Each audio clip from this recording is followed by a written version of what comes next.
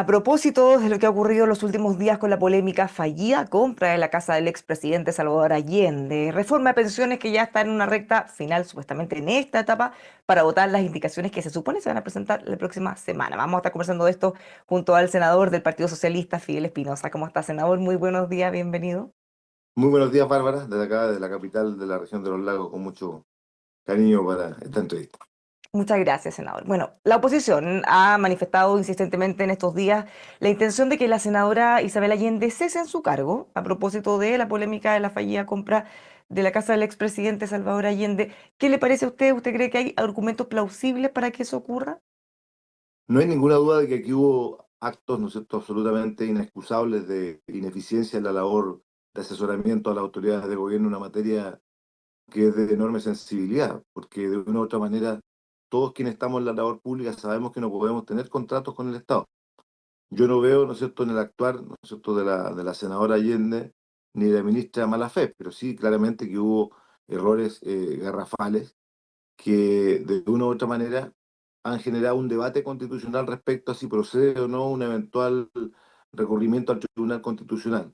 Yo soy de los que creo que cuando hay situaciones de este tipo, lo importante es primero que se paguen las consecuencias políticas, y creo que en este caso, en parte, estas han sido pagadas con la salida de una de las ministras que fue involucrada, directamente como fue la ministra Sandoval, involucrada directamente en el sentido de que ella, ese fue el ministerio que abogó, ¿no es cierto?, por esta tramitación que ya venía desde septiembre, ante un total hermetismo, porque nunca nosotros supimos una situación de este tipo porque lo hubiéramos advertido.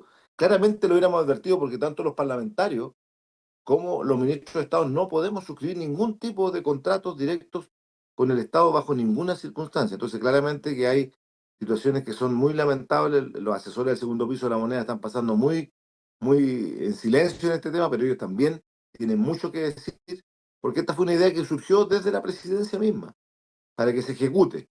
Pero ahí inmediatamente, como este gobierno tiene un problema, que los asesores son más amigos que asesores del presidente, el problema se genera allí, porque los amigos generalmente, los amigos incondicionales sobre todo, son los que no le dicen al presidente o a la autoridad que algo no se puede realizar para que no se cause la molestia presidencial. Pero yo creo que lo mejor que tiene que ocurrir en estos casos es decir absolutamente, ¿no es cierto?, que esto iba a provocar un nuevo foco de problemáticas para el gobierno que desvían la agenda de lo central, que es justamente los problemas que tiene la ciudadanía en el día a día. Así que, por lo tanto, claramente que hay responsabilidades.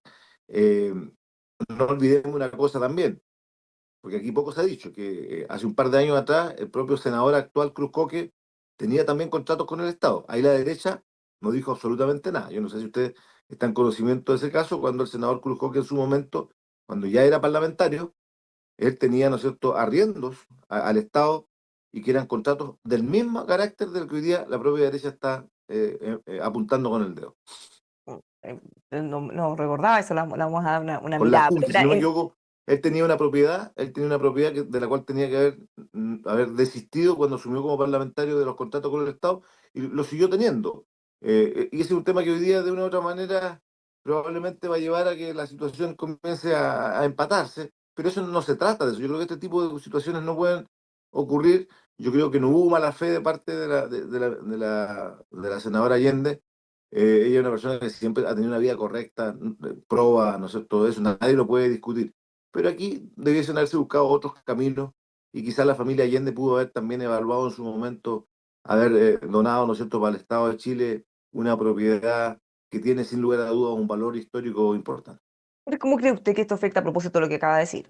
¿Cómo puede afectar la imagen de la senadora Allende, considerando que ya este es su último periodo como La imagen, senadora? ¿La empaña mira, la la imagen? imagen ¿No la opaca imagen, su la legado? imagen de los parlamentarios o de una autoridad política no se puede ver manchada por un acto en particular, porque aquí la senadora Allende no tiene ningún ánimo, obviamente, de lucrarse de esta situación. Ellos, obviamente, se equivocaron al suscribir este contrato, sin lugar a dudas. Yo creo que su vida política de ella ha sido intachable. Y lo digo yo, que he tenido diferencias públicas con la senadora, ¿ah?, en otras materias. Usted recordará que hace poco nomás Sí. tuvimos una polémica porque yo decía que lo de Maya Fernández era un poquito como una impresentable que se monarquía, pretendiera de heredar, ¿no es cierto?, heredar el los cargo cargos. en Valparaíso. Se molestó mucho conmigo, pero yo también quiero ser justo. O sea, sería bastante poco honesto de mi parte, porque yo tengo diferencias con ella en lo político, en lo interno del partido, tratar de enlodar su imagen hoy día. Yo la considero que ha sido una persona de una vida intachable y está muy dolida por lo que está ocurriendo. Ayer yo la vi bastante afectada por la situación, porque también aquí algunos se han aprovechado de tratar de manchar el nombre de su padre, y eso es injusto porque de una u otra manera les pueda gustar o no la figura de Salvador Allende, el daño que se le ha provocado a su figura con este caso también es incuantificable. Ahora, usted, como decía, si no hubieran dicho nosotros todos, los diputados, los ministros, nos habríamos dado cuenta. Y acá estamos hablando de una ministra y de una senadora que ya lleva mucho periodo en el Senado. ¿Cómo no se dan cuenta ya tampoco que esto no podía ocurrir? No tendrá Eso, ahí eso, eso, eso es lo que yo planteo, que bastante poco, no hay elementos de defensa para una situación de ese tipo, porque uno lo sabe desde el día uno. Desde el día uno sabe que no puede tener ningún tipo de contrato. Nosotros incluso estamos imposibilitados como parlamentarios de tener, se nos dijo el primer día que llegamos, que no podemos ni siquiera, perdón, Bárbara, no podemos ni siquiera tener cuenta del Banco de Estado. A ese nivel llega la incompatibilidad. No podemos celebrar contratos con el Estado, no podemos a través de un representante hacerlo. Por eso lo de ayer, lo de Maya Fernández ayer en sus declaraciones agrava la falta, porque de una u otra manera ella poco menos se quiere desligar diciendo, bueno, yo le pasé esto a un abogado. Y la Constitución es bastante clara a decir, en cuanto incluso tú trasladas la responsabilidad a otro para que te represente, estás teniendo la misma responsabilidad de cesación en el cargo. O sea, esto puede llevar a un debate político. Yo espero que se zanje de buena manera.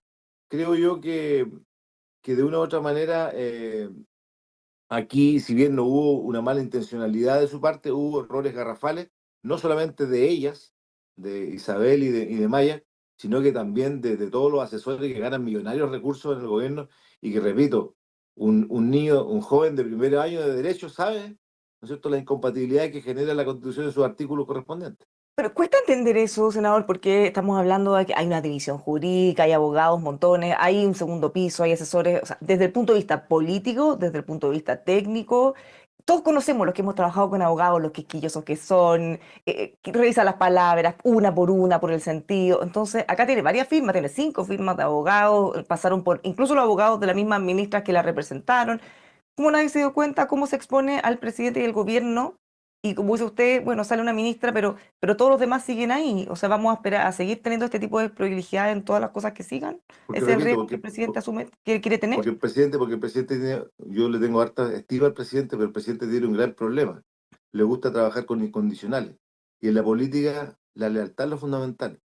Presidente, no se puede comprar la casa del expresidente Salvador Allende, aunque queramos con ello continuar su legado. No lo podemos comprar porque hasta el Porque día no de se hoy, ¿no puede. es cierto? Hay familiares directos que tienen cargo de Estado y no se puede. Entonces, como los asesores le tienen terror de decirle que no al presidente porque prefieren ser incondicionales, ale, ocurre este tipo de situaciones. Esto es lo mismo que nos ocurrió hace un par de semanas atrás o meses atrás cuando partió el caso Monsalve, en donde también, ¿no es cierto?, no se atrevieron a decirle que no se sostenía la permanencia de Manuel, independiente de todo el afecto que yo en lo personal le tengo. Yo he sido el único parlamentario que he ido a ver a Manuel, a Capitán Llaves.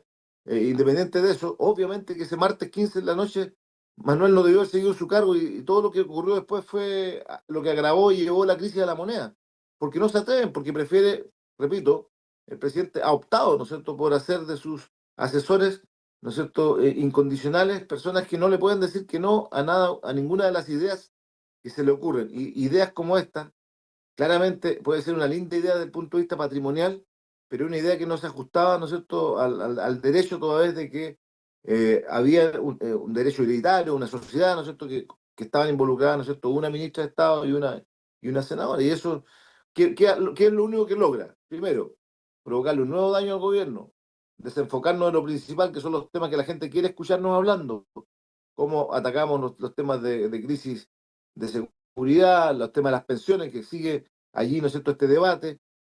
Nos desviamos de la atención. Los últimos 4 meses, Bárbara, los últimos 4 meses, el gobierno ha sido incapaz de poder conducir una agenda ciudadana, porque se ha visto enfrascado en una polémica tras otra de manera reiterada.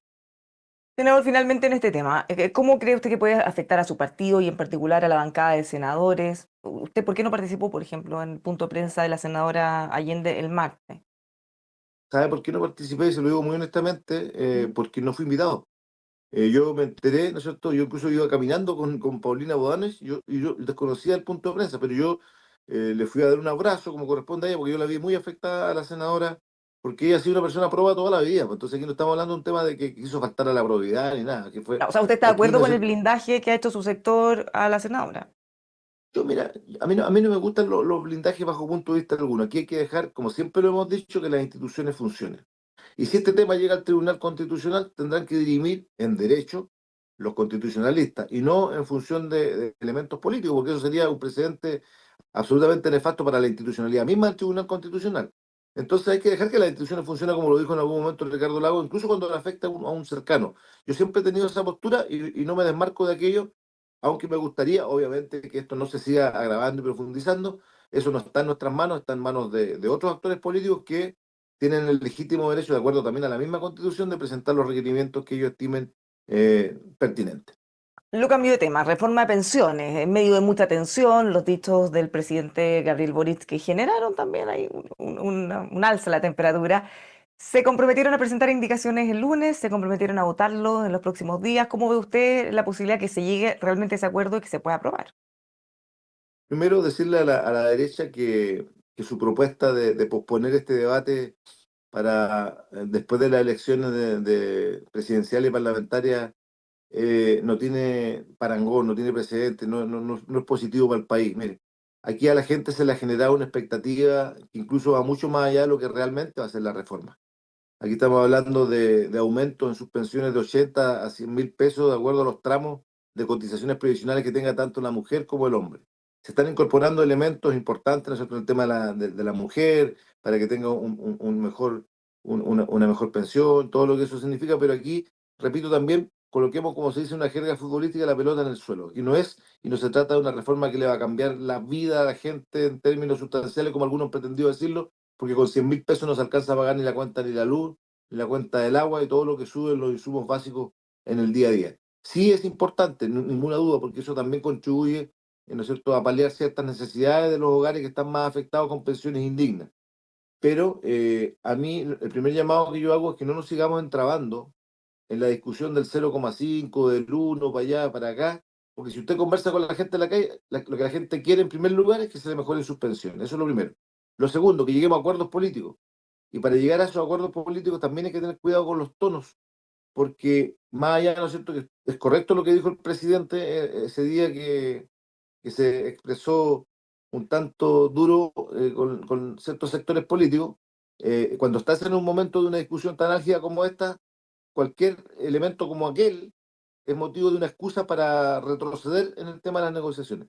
Yo espero que de aquí al lunes tengamos, ¿no es cierto?, los acuerdos sustanciales con las indicaciones que se van a ir votando, con el propósito de que ya la tercera semana de enero se cree, ayer yo lo conversaba con Álvaro Elizalde, se cree que la tercera semana de enero podría ser la semana en la que se esté votando en el Senado esta reforma a las pensiones, que repito, venga a ser un pequeño alivio dentro de miles de familias chilenas que requieren con urgencia mejorar sus efímeras jubilaciones que hoy día ostentan. Ahora, en qué está eso? Porque se dijo que, o sea, o lo que entendemos es que habría un acuerdo y que ese acuerdo tiene que reflejarse en las indicaciones que van a presentar el lunes Mira, han actuado con bastante hermetismo, quiero ser honesto. Tú sabes que esto se radica, obviamente, en la comisión. en las comisiones especializadas en la materia, en este caso en la Comisión de Constitución, seguramente en la del Trabajo, pero han actuado con bastante hermetismo. Yo creo que se van a buscar acuerdos que permitan avanzar y yo creo que la clase política entera, más allá, ¿no es cierto?, de las diferencias que han expresado públicamente, tienen claro que no hay ni una posibilidad de que podamos rehuir este debate porque es una necesidad del país hacerlo. Y que hoy día, ¿no es cierto?, toda la clase política sería castigada, desde la derecha más extrema hasta la izquierda más extrema, si no sacamos adelante una reforma a las pensiones. Porque si somos capaces de en 4 semanas ponernos de acuerdo los sectores políticos más amplios para reformar el sistema político, que son reformas que tienen que ver con lo que se estaba viendo ayer, el tema de los escaños, los porcentajes, los umbrales de voto de los partidos para seguir siendo eh, parlamentarios y no perder, para quien renuncie a un partido pierda su escaño. Si somos capaces de ponernos de acuerdo en un tema tan delicado como ese, que no tiene incidencia con el hogar, con la familia en el día a día, tenemos que ser capaces de ponernos de acuerdo en los temas que afectan a la gente que nosotros mismos representamos, que estamos elegidos por sus votos para ser sus parlamentarios. Entonces, yo tengo fe en que va a primar la cordura y vamos a tener una reforma que no va a ser la reforma que todo el mundo está soñando, pero sí va a ser un alivio por lo menos en los hogares chilenos. Ahora, en el caso de la reforma al sistema político, compañeros de su partido, de Urresti, senador, dice que lamenta que la Dignidad se ponga en el lado del conservadurismo. ¿Le parece a usted? ¿Coincide? Sí, sí, mire, yo comparto que creo que el multipartidismo, esto de tener 40 independientes en la Cámara que se van para un lado para otro, no le ha hecho bien al sistema político chileno, eso lo comparto. Pero ¿sabe qué no comparto, Bárbara? Y no sé si usted ¿Mm? está de acuerdo conmigo o no. Pero ¿sabe qué es lo que no comparto? Es que, por ejemplo, queramos meter la mano en la urna, ¿en qué sentido? Cuando tú dices, por ejemplo, que un partido político va a dejar de existir si no tiene el 5%, y que por lo tanto, si ese partido político saca un 4,9 y saca 7 diputados, y no 8, esos 7 diputados no pueden asumir sus funciones, yo considero que le estamos metiendo la mano a la urna de una manera poco democrática y procedente. ¿Por qué? Lo digo. Porque ¿qué pasaría, por ejemplo, si en Osorno, que es una zona que yo represento, aparece un diputado con un 33% de los votos? Es primera mayoría en Osorno, pero resulta que su partido sacó un 4,8% y no sacó los 8 diputados. Ese parlamentario, que es la primera mayoría de todas, de 10 comunas, 12 comunas, no va a poder asumir el Parlamento. Yo considero que eso tiene que revisarse muy minuciosamente, porque creo que allí sí que estamos torciendo de una manera violenta. Más que el binominal estamos torciendo la democracia. Y hay que ser cuidadosos en eso. Yo comparto que no es posible que parlamentarios como Winter hayan sido arrastrados en su momento por Jackson con el 1% y estén en el Parlamento hoy día hablando más que uno que sacó 50%. Yo comparto eso, pero tampoco podemos irnos a los extremos, porque irnos a los extremos significaría poder torcer la democracia de una localidad. Por ejemplo, Bianchi, que es independiente, que yo no comparto muchas cosas, me refiero al papá y al hijo, sacan Mm. porcentajes tremendos y van independientes. Entonces, ¿qué va a pasar con ese tipo de situaciones? O sea, que ellos no van compartidos, van como independiente, Sí, sí, realmente. eso Entonces, sí. A lo mejor no es el con mejor otra ejemplo norma, en el ese, fondo, pero, para pero postular. sí de un Si tienen independiente que va por un partido. convocatoria, obviamente les conviene más hacerlo de esa forma y se asegura su escaño. Finalmente, senador, Leila Fkenche se ha reactivado la polémica. ¿Qué le parece lo que está ocurriendo con eso? A ver, nosotros creemos que es necesario hacer modificaciones, sigo insistiendo en aquello. Esto se ha visto entrabado estos meses porque el gobierno nos ha puesto discusión inmediata al proyecto de ley de fraccionamiento, que usted sabe, la ley de fraccionamiento es la que determina cuánta cuota de pescado va a tener la industria versus la pesca artesanal, y versus el tema de las licitaciones. Estamos en ese periodo, estamos a full trabajando. Yo presido la Comisión de Pesca, creo que de aquí a fin de enero deberíamos tener 16 de las 19 pesquerías zanjadas y probablemente 3 de ellas van a pasar para marzo, que son la pesquería de la merluza común, el jurel y la anchoveta, que donde hay controversia entre la Cámara y el Senado, pero en el resto deberíamos llegar a acuerdo en el tema de fraccionamiento. Y eso nos ha impedido seguir avanzando con la discusión de la ley Lapkenche, que espero la retomemos en marzo. Ese proyecto, el fraccionamiento, ha generado muchas críticas desde el sector. Dice que no tiene mucha lógica, que incluso con un tema como de redistribución, simplemente se le pretenden dar cuotas a pescadores artesanales en lugares que ni siquiera tienen la capacidad para poder extraer. ¿Cómo lo ven ustedes? ¿Están Por eso considerando hemos sido todas esas súper miradas? responsables, porque aquí no solamente se trata, yo siempre he sido un defensor acérrimo del mundo de la pesca artesanal, pero también me reuní con las mujeres trabajadoras del Biobío, que son miles, que hoy día pueden estar en riesgo sus fuentes laborales si es que hay un fraccionamiento que imposibilite el accionar de la industria respecto a la especie determinada, por ejemplo con la merluza común o con el jurel. Entonces en eso tenemos que ser responsables y tenemos que equiparar la cancha, en el sentido de no tampoco, si va a haber un cambio o va a haber mejoras para la pesca artesanal, estas no sean pero tan violentas que pongan en riesgo también la fuente de trabajo de miles de personas, sobre todo en una región como la del Biobío, que se ha visto afectada por el cierre de Huachipato. Entonces, yo como presidente de la comisión creo que le he dado garantía a todos. Hemos recibido más de 30 audiencias públicas a distintos actores. El martes vamos a tener a toda la gente del Biobío también en la comisión. Allí son como 9 audiencias más. Vamos a sobrepasar las 40 y creo que hemos hecho esta discusión de la ley de fraccionamiento, que es la misma ley de pesca en la práctica, la hemos hecho de cara al país con transparencia, que es lo que importa, y ojalá buscando lo mejor para Chile y para nuestros trabajadores y trabajadoras y también para la pesca artesanal. Senador, y en el caso de la ley Lafkenche también se han generado ruidos porque la ley de presupuesto se aprobó, de hecho, en una instancia en la que se posterga la entrada en vigencia en un año, se ha reclamado porque como dice usted, esto atentaría contra el crecimiento económico, por otro Yo lado los creo pueblos. que, yo creo que ese fue un error, haber presentado, ¿no es cierto?, esa suspensión, porque puede significar un revés fuerte en el Tribunal Constitucional o en algún ente que determine que es ilegal lo que se hizo o improcedente. Entonces yo creo que el camino son las modificaciones. Nadie puede asustarse porque haya modificaciones en una ley que, siendo una ley que tiene un muy lindo origen, está provocando hoy día problemas en el desarrollo de ciertas actividades productivas en algunas regiones, porque hay algunos que también se han aprovechado de, al tener los derechos o al solicitar las EMPO, paralizan todo, comienzan a cobrar, ¿no es cierto?, por desafectar ciertas áreas para el desarrollo de actividades productivas en la costa. Y eso está afectando a mitilicultores, pescadores artesanales, el mundo de la industria, salmonera, en fin. Entonces, yo creo que hay que buscar equilibrio. Nadie puede, de una u otra manera, negar de que los pueblos originarios juegan un rol importante en nuestro país, pero también esos pocos que están cobrando de manera ilegal montos millonarios por desafectar áreas están cometiendo delitos, y para que eso no siga ocurriendo tenemos que hacer modificaciones que vayan en la línea de proteger a las otras actividades económicas que también confluyen en un sector territorial de nuestros mares, de nuestro país. Muchísimas gracias, senador, por conversar con nosotros como siempre, que tenga una buena semana. Gracias, Bárbara, que esté muy bien. Igualmente, los dejamos invitados a que sigan con nosotros aquí en emol.com.